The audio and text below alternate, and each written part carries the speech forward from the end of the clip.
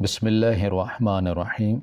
السلام علیکم۔ اماں محلے کی شادی میں گئیں تو وہاں سے ایک مراسن کو ساتھ لے آئیں۔ وہ مراسن سارا وقت اماں کے ساتھ بیٹھی گاتی رہتی۔ اب میرے سر میں درد رہنے لگا تھا، لیکن اماں اس مراسن کے خلاف ایک لفظ بھی نہ سنتی۔ ایک رات اماں اس مراسن کو میرے کمرے میں لائیں اور بولی کہ اسے اپنے پاس سلا لو، پر وہ مراسن آدھی رات کو درد سے چیخنے لگی۔ میں نے جو ہی آنکھیں کھول کر دیکھا تو پتھر آ گئی، کیونکہ پورے بیڈ پر اس مراسن کو ایسی حالت میں دیکھ کر مجھے اپنی جان جاتی محسوس ہو رہی تھی۔ میں نے بھاگ کر اماں کو جگایا اور اس مراسن کو لے کر ہسپتال پہنچے تھے۔ وہ شادی شدہ تھی، اس کا شوہر وفات پا چکا تھا اور اس کے گھر بچے کی پیدائش ہوئی، اس کا بیٹا ہوا تھا اور اماں اس کے بیٹے کو بہت پیار کرتی۔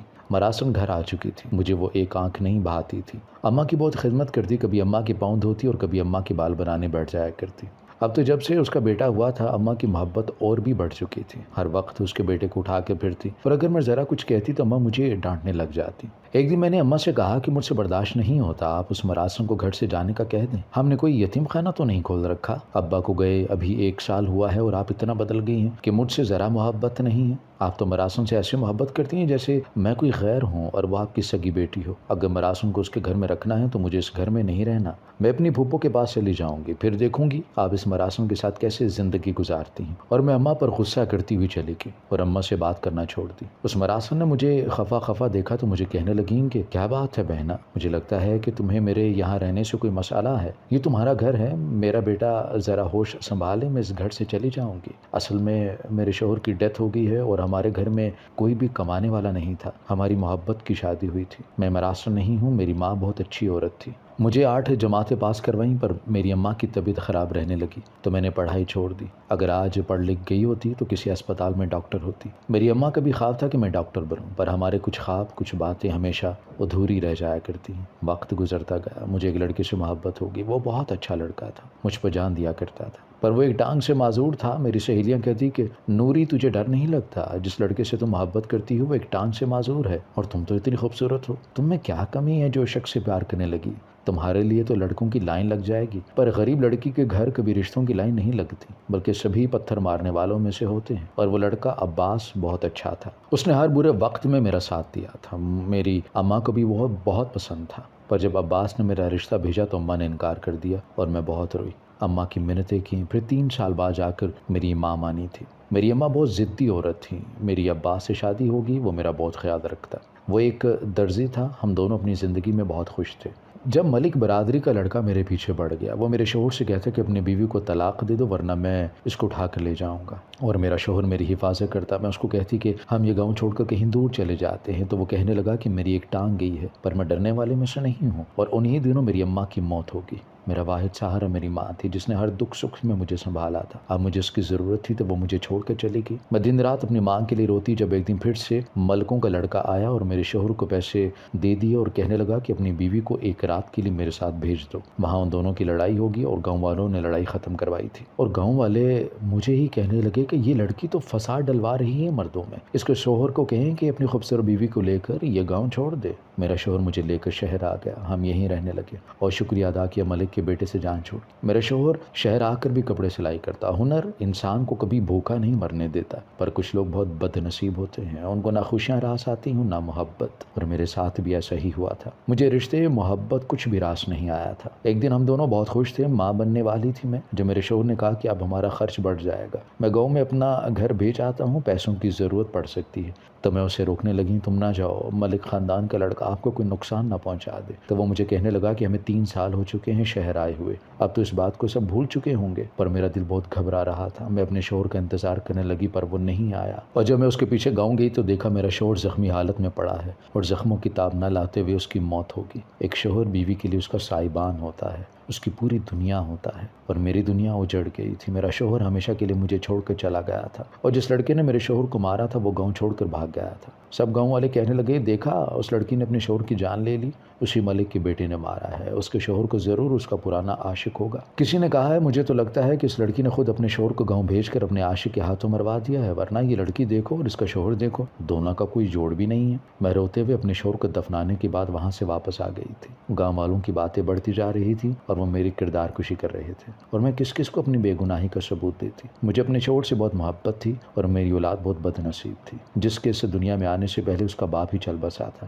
اتنے بڑے شہر میں اکیلے رہنا بہت مشکل تھا۔ ہمارے گھر ایک مراسن آتی تھی، وہ شادیوں پہ جا کر گانے گاتی تھی۔ میں نے اس سے کہا کہ خالہ میرے لیے کوئی کام ہے تو مجھے بتانا، بچے کی پیدائش کے دن قریب آ رہے ہیں اور گھر میں جو جمع پونجی تھی وہ ختم ہو چکی ہے۔ میں اپنے شوہر کے چلے جانے کے بعد بہت ٹوٹ چکی تھی۔ میرا پیدا ہونے والا بچہ میرا واحد سہارا تھا، میرے شوہر کی آخری نشانی بھی تھی۔ جب ایک دن مجھے کرایہ دار نے گھر سے نکال دیا اور میں مجبور ہو کر اس مراسن کے ساتھ شادیوں پر گانے گانے لگ گئی تھی۔ سب مجھے مراسن کہنے لگے اور چند پیسے کما لیتی۔ جب ایک دن وہاں مجھے تمہاری ماں مل گئی اور مجھے دیکھتی گھر لے آئی۔ تمہاری ماں بہت اچھی عورت ہے جس نے مجھ پر ترس کھا کر مجھے سہارا دیا۔ میں تم لوگوں کا احسان کبھی ادا نہیں کر سکتی، پر مجھے کچھ دن چاہیے، میں کوئی کام ڈھونڈ رہی ہوں اور مجھ پر جو پیسے خرچ ہو رہے ہیں میں نے سب لکھے ہوئے ہیں۔ بس میرا بیٹا ذرا ہوش سنبھالے، جیسے ہی 2-3 ماہ کا ہو گیا میں چلی جاؤں گی۔ اس مراسن نے بلکہ نوری نے مجھے اپنا ماضی بتایا۔ مجھے سن کر بہت دکھ ہوا۔ وہ مراسن اتنی پیاری تھی اور اس بیچاری کے ساتھ کیا ہو گیا۔ میں اس دن کے بعد اسے کچھ بھی کہنا چھوڑ دیا تھا، پر اپنی ماں کی مہربانی مجھ سے برداشت نہیں ہوتی تھی۔ میرے ابا کی پینشن آتی تھی جو اماں کے نام تھی اور اس سے ہمارا گزارا اچھا ہوتا تھا، اور میں نے بھی BA کیا تھا، آگے پڑھنا چاہتی تھی، پر اماں نے میری منگنی کر دی تھی نعمان کے ساتھ جو میرے تایا کا بیٹا تھا۔ مجھے بھی ابھی وہ اچھا لگنے لگا تھا، پر اس کے اندر پڑھائی کا کیڑا تھا۔ وہ مجھے کہتا کہ اسے بڑا آفیسر بننا ہے، میں ہمیشہ اس کے لیے چھوٹے سے محلے میں نہیں رہ سکتا۔ اور میری اماں اس مراسم کو میری منگیتر کی تصویریں دکھا رہی تھی۔ مجھے بہت غصہ آیا اور جا کر اماں کے ہاتھ سے موبائل پکڑ لیا۔ میں نے کہا کہ اماں آپ کو کیا ہو گیا ہے، مجھے سمجھ نہیں آتی، میں آپ کی بیٹی ہوں یا یہ مراسن آپ کی بیٹی ہے جس کے پاس ہر وقت بیٹھی رہتی ہیں؟ آپ کو میرا ذرا خیال نہیں؟ آخر یہ مراسن آپ کی کیا لگتی ہے جو اس کے لیے آپ مجھے ڈانٹ دیتی ہیں؟ اماں نے کہا کہ تم اتنی بد زبان کب سے ہو گئی ہو جو تمہیں بڑے چھوٹے کا لحاظ بھی نہیں؟ میں نے کہا ہاں مجھے لحاظ نہیں، آپ میری ماں ہیں اور مجھے ہرگز برداشت نہیں ہوتا کہ آپ اس لڑکی سے پیار کریں۔ آپ کا پیار پر صرف میرا حق ہے۔ پورے 5 ماہ ہو چکے ہیں اس لڑکی کو یہاں، اب نکالیں اس کو اس گھر سے۔ مجھے نفرت محسوس ہونے لگی ہے اس 2 ٹکے کی لڑکی سے اور اس کے اس بیٹے سے۔ اماں کی گود میں اس مراسن کا بیٹا تھا جس کو اماں نے میرے بچپن کے کپڑے پہنا رکھے تھے۔ اماں نے کہا کہ بہت ہو گیا، اس سے پہلے کہ میرا ہاتھ اٹھ جائے اپنے کمرے میں دفع ہو جاؤ، اور پھر ہر روز میری نفرت میں اضافہ ہوتا گیا۔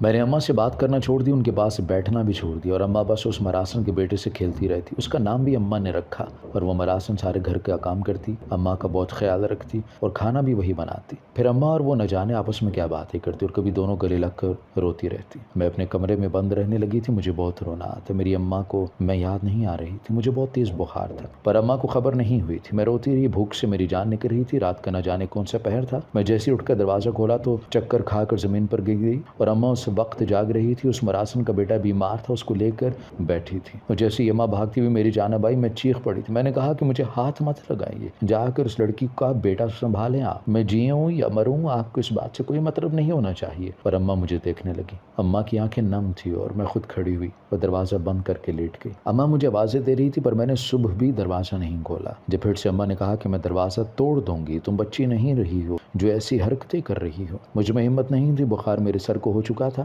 اماں نے پتہ نہیں کیسے دروازہ کھلوایا اور مجھے لے کے ڈاکٹر کے پاس کی۔ مجھے کوئی بھی ہوش نہیں تھا، وہ مراسن اور اماں میری خدمت کرتی رہی، پر میں نے پھر بھی کسی سے بات نہیں کی تھی۔ بس میرے آنسو خشک نہیں ہوتے تھے۔ میں اپنے ماں باپ کی اکلوتی بیٹی تھی، اور جب اکلوتا بچہ ہوتا ہے تو وہ برداشت نہیں کرتا اس کے ماں باپ کسی تیسرے سے پیار کریں۔ میں بڑی ہو چکی تھی، پھر بھی اماں میرے پاس سوتی تھی۔ مجھے اپنی ماں کے بغیر نیند نہیں آتی تھی، پر جب سے وہ مراسن آئی تھی تب سے میری محبت بڑھ چکی تھی۔ اماں تو دھیان نہیں دیا کرتی تھی، اور پھر اماں میری خاموشی کو دیکھتے ہوئے ایک دن میرے پاس آ کر بیٹھ گئی۔ مجھ سے کہنے لگیں کہ عروج بیٹا اپنی ماں سے اتنی ناراضگی کیوں ہے؟ تمہیں کیا لگتا ہے کہ میں تم سے محبت نہیں کرتی؟ تمہیں دیکھ دیکھ کر میں جیتی ہوں، جس مشکل میں پھنس چکی ہوں تمہیں نہیں بتا سکتی۔ تمہارا باپ زندہ ہوتا تو شاید میری مدد کرتا، میری بات کو سنتا، پر تم ایک لڑکی کے اس گھر میں آ جانے کی وجہ سے اپنی ماں سے بدگمان ہو گئی ہو، اور میں نہیں چاہتی کہ میری بیٹی مجھ سے دور ہو۔ نہ میں تمہیں چھوڑ سکتی ہوں اور نہ اس لڑکی نوری کو، پر میں تمہیں آج ایک ایسی سچائی بتانے جا رہی ہوں جسے سن کر شاید تم اپنی ماں کو سمجھ سکو۔ میں کبھی اس راز کو کھولنا نہیں چاہتی تھی، پر تم جس طرح مجھ سے دور ہو رہی ہو میں نہیں چاہتی کہ میری بیٹی کبھی مجھ سے دور ہو،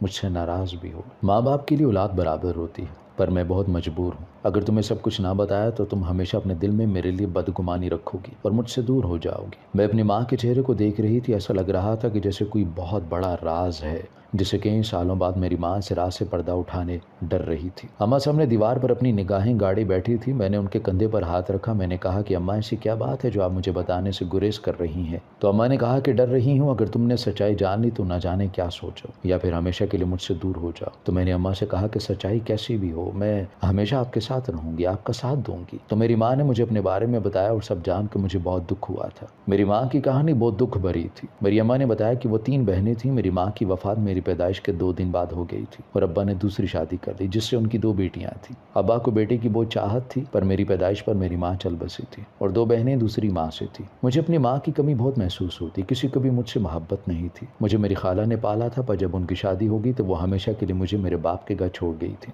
اور ابا مجھے کہتے کہ اپنی چھوٹی بہنوں کا خیال رکھا کرو، اپنی ماں کا ہاتھ بھی بٹایا کرو۔ میں نے کہا کہ ابا مجھے پڑھائی لکھائی کا بہت شوق ہے، میری عمر کی سب لڑکیاں اسکول جایا کرتی ہیں، وہ تو قرآن پاک بھی پڑھ چکی ہیں، مجھے بھی مدرسے جانا ہے، اسکول جانا ہے اور استانی بننا ہے۔ تو ابا کہتے کہ میں اپنی بیٹی کا ہر خواب پورا کروں گا پر کبھی اپنی چھوٹی ماں کو تنگ نہ کرنا، اگر اس نے مجھ سے کہا کہ تم اسے پریشان کرتی ہو، اس کی بات نہیں مانتی تو میں کبھی اسکول نہیں جانے دوں گا تمہیں۔ اور میں 8 سال کی عمر میں اسکول گئی تھی جبکہ میری چھوٹی بہنوں کو دوسری ماں نے اچھے اسکول میں ڈالا ہوا تھا، پر وہ جب سے آئی تھی انہوں نے مجھے قبول نہیں کیا تھا۔ وہ مجھ سے بہت نفرت کرتی تھی، بات بات پر مجھے مارتی اور ابا کو میری شکایتیں لگاتی اور پھر ابا نے میری سوتیلی ماں کے کہنے پر مجھے اسکول جانے سے روک دیا۔ میں بہت روتی، ابا مجھے جانے دیں، چھوٹی ماں جھوٹ بولتی ہیں، پر ابا کو وہی کچھ نظر آتا ہے جو دوسری ماں کہتی۔ میں چوری چوری پڑھائی کیا کرتی، اپنی بہنوں کی کتابیں اٹھا کر لے آتی، وہ مجھ سے ہوم ورک کرواتی تھیں، سارا گھر سو رہا ہوتا اور میں ان کی کتابوں کو دیکھتی اور پڑھتی رہتی۔ میں بہت ذہین تھی۔ اماں نے گھر پر میری بہنوں کو ٹیوٹر رکھوا کر دیا، وہ میٹرک میں تھی اور میں بھی چھپ چھپ کر جو استاد پڑھاتا اس کی باتیں سنتی، وہ کیا پڑھا رہا ہے اور وہ جو پڑھاتا مجھے یاد رہتا، پر میں دیکھ رہی تھی کہ میری بہن اس کے پاس موبائل ہے اور اس کا دھیان پڑھائی میں بالکل بھی نہیں ہے۔ میں نے اسے سمجھایا کہ یہ سب غلط ہے،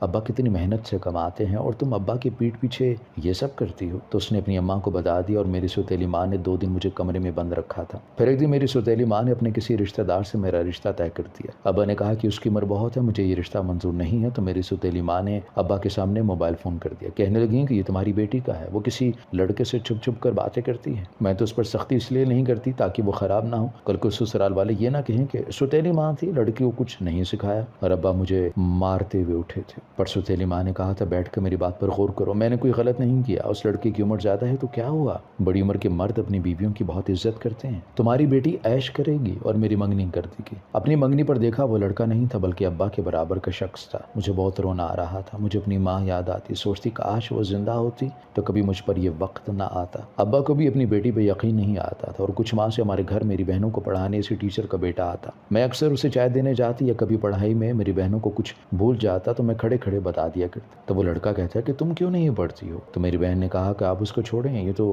پہلی ماں سے ہے، اس کی ماں مر گئی ہے، اور میری ماں کہتی کہ یہ صرف گھر کے کاموں کے لیے ہے۔ اس کے بعد وہ لڑکا مجھے بھی پڑھانے لگا۔ دوسری ماں کو بہت اعتراض ہے پر ابا نے کہا کہ اب اس کی منگنی ہو چکی ہے، اگر کچھ اپنی مرضی سے کر رہی ہے تو کرنے دو، کون سا کسی کالج جا کر پڑھائی کر رہی ہے، کچھ ہی تو وقت رہ گیا ہے اس کی شادی میں۔ پر وہ لڑکا جو پڑھانے آتا تھا وہ مجھے پسند کرنے لگا۔ ایک دن اس نے مجھ سے کہا کہ وہ اس دوزخ سے مجھے نکال لے گا، پر اس کے گھر والے نہیں مان رہے تھے۔ ہم نے چوری نکاح کر لی اور سوچا وقت آنے پر گھر والوں کو بتا دیں گے، اور جس دن گھر پتہ چلا میں حاملہ ہو چکی ہوں تو میری ماں باپ مجھے مارنے تک گئے۔ اس لڑکے کا باپ آگے اس نے کہا کہ ان لوگوں نے کوئی گناہ نہیں کیا بلکہ یہ میرے بیٹے کے نکاح میں ہے۔ اس نے نکاح نامہ گھر والوں کے سامنے کر دیا اور کہا کہ وہ بہت جلد بارات لے کر آئیں گے، پر میرے نصیب اتنے اچھے نہیں تھے، جس دن میرے شوہر نے آنا تھا ان کا ایکسیڈنٹ ہو گیا اور اس کی جان چلی گئی۔ ابا نے دوسری ماں سے کہا اب تمہیں کچھ کرنا ہوگا، اگر خاندان اور محلے والوں کو پتہ چل گیا تو بہت بدنامی ہوگی، پر اب دیر ہو چکی تھی۔ پھر میری دوسری ماں مجھے لے کر اپنی بہن کے گھر آ گئی اور وہاں میرے بچے کی پیدائش ہوئی۔ میں نے ایک خوبصورت بچے کو جنم دیا تھا جو بالکل اپنے باپ جیسی تھی، اور جب وہ 5 ماہ کی تھی تو میرے گھر والوں نے اس کو مجھ سے چھین لیا اور ایک عورت کو تھما دیا۔ اس کی کوئی اولاد نہیں تھی۔ دن مہینوں میں بدلتے گئے، میری ممتا بے قرار رہتی، مجھے اپنی بیٹی کو دیکھنا تھا۔ ابا کہتے کہ میرا مرا ہوا منہ دیکھو گی اگر اس گھر سے باہر قدم بھی نکالا تو ہم کبھی یہ ثابت نہیں کر سکیں گے کہ تمہارا اس ٹیچر سے نکاح ہوا تھا، میں سارے خاندان میں رسوا ہو جاؤں گا، کوئی تمہاری بہنوں سے شادی بھی نہیں کرے گا۔ جب ایک دن میری بہن شادی سے کچھ دیر پہلے گھر سے بھاگ گئی اور ابا نے اپنی پگڑی میرے پیروں پر رکھ دی، میں نے کہا کہ ابا میں یہ شادی نہیں کر سکتی، پر مجبور ہو کر اس شخص سے شادی کر لی، اور تب یہ جان کر مجھے حیرت ہوئی وہ میرے شوہر کا دوست تھا، وہ ہمارے نکاح میں شریک تھا۔ اس نے مجھے دیکھتے ہوئے کہا کہ تمہارے گھر والوں نے اتنا بڑا دھوکہ دیا مجھے، میں تم لوگوں پر پولیس کیس کر دوں گا۔ میں نے کہا کہ ہمیں معاف کر دو، پر میری عزت رکھنا، اگر آپ نے کچھ کہا تو میرا باپ جیتے جی مر جائے گا، سب لوگ ہمیں جینے نہیں دیں گے، آپ کو آپ کی ماں کا واسطہ ہے۔ تب وہ خاموشی سے مجھے دیکھنے لگا اور میں نے اسے کہا کہ اب دوسری شادی کر لیجیے گا، پر ابھی میرے ان جڑے ہاتھوں آنکھوں کی لاج رکھ لیں۔ تو اس نے مجھ سے کہا کہ صرف اپنے مرحوم دوست کی وجہ سے تمہیں معاف کر رہا ہوں، ورنہ تم لوگوں نے جو کیا ہے اس کی کوئی معافی نہیں بنتی۔ ہم ایک ہی گھر میں اجنبیوں کی طرح رہنے لگے۔ میرا شوہر مجھ پر بہت سختی کرتا، ہماری شادی کو 3 سال ہونے والے تھے۔ میں نے کہا کہ آپ دوسری شادی کر لیں، تو وہ کہنے لگا کہ مجھے 3 سال ہو گئے ہیں یہ سوچتے ہوئے کہ میں تمہاری جگہ کسی اور کو کیوں نہیں دے پا رہا، یا تمہاری دعاؤں میں اتنا اثر ہے جو میں تم سے محبت کرنے لگا۔ میں اس دن بہت روئی تھی۔ جب ہماری دعائیں قبول ہو جائیں تب ہماری جو کیفیت ہوتی ہے اس کو بیان کرنا مشکل ہو جاتا ہے۔ مجھے بہت عزت اور محبت دی تھی میرے شوہر نے، اور پھر تم پیدا ہوئی تو ہماری فیملی مکمل ہو گئی۔ پر مجھے اپنی پہلی بیٹی جو میرے پہلے شوہر سے تھی مجھے بہت یاد آتی، پر کبھی اپنے شوہر کو یہ بات نہیں کہہ سکتی تھی۔ اب میرے بالوں میں چاندی آ چکی تھی، اور جس عورت کے پاس میری بیٹی تھی وہ بھی نہ جانے کہاں جا چکی تھی۔ جب ایک دن مجھے خط موصول ہوا جس میں تصویر تھی، وہ خط اسی عورت کا تھا۔ اس نے وہ خط میری ماں کو لکھا تھا اور اس میں اپنے میکے میں تھی۔ جب باہر سے وہ خط لیا اور کھول کر پڑھنے لگی تو پتہ چلا کہ میری بیٹی جوان ہو چکی ہے، پر وہ مشکل میں ہے۔ اس عورت نے لکھا کہ میں بہت بیمار ہوں، اس لیے ہو سکے تو اپنی بیٹی کو لے جاؤ۔ پر جب میں وہاں پہنچی تو پتہ چلا وہ عورت تو کافی ماہ پہلے مر چکی تھی۔ مجھے خط لیٹ موصول ہوا تھا۔ میرے پاس میری بیٹی کی تصویر تھی پر میں اسے تلاش نہیں کر پائی تھی۔ جب ایک دن اس کو ایک شادی پر دیکھا تو مجھے بہت ترس آیا اس پر، اور میں نے اسے سب کچھ بتا دیا اور اپنے قسم دی اور اسے گھر لے آئی تھی۔ وہ جانتی تھی کہ میں اس کی ماں ہوں، اس کے پاس میری جوانی کی تصویر تھی۔ یہ بھی اس بوڑھی عورت کا احسان تھا جو مرنے سے پہلے نوری کو سچائی بتا گئی تھی۔ اماں سب کچھ بتا کر اپنی آنکھیں صاف کرنے لگی اور مجھے بہت رونا آ رہا تھا۔ میں اماں کے گلے لگ گئی، جس کو میں مراسم سمجھتی رہی وہ نوری میری بہن تھی۔ میں نے اماں سے معافی مانگی تھی۔ میری ماں نے بہت دکھ دیکھے تھے اور میں جا کر نوری سے بھی معافی مانگی۔ اس کو پہلی بار بہن کہا تھا، پر اس راز پر ہمیشہ کے لیے پردہ ڈال دیا گیا تھا کہ ہمارے گھر آنے والی مراسم کون ہے، اور شاید سب کے حق میں یہی بہتر تھا۔ میری شادی ہوگی اور میرا بھانجا اسکول جانے لگا ہے۔ مجھے اس سے بہت محبت ہے۔ نوری نے دوبارہ شادی نہیں کی تھی، وہ اماں کے پاس ہی رہتی تھی۔ برسوں بعد ایک ماں کی ممتا کو سکون ملا تھا اور مجھے اپنی ماں کو خوش دیکھ کر مزید خوشی ہوئی تھی۔ ہماری ویڈیو اگر آپ کو پسند آئی ہے تو ضرور لائک کیجیے، اپنی رائے دینا چاہیں تو کمنٹس کیجیے، اچھی لگے تو شیئر کیجیے۔ اس کے ساتھ ساتھ اگر آپ نے ہمارا چینل سبسکرائب نہیں کیا تو ضرور کیجیے، اور بیل آئیکن پر لازمی کلک کیجیے تاکہ ہماری ہر آنے والی ویڈیو آپ تک بر وقت پہنچ سکے۔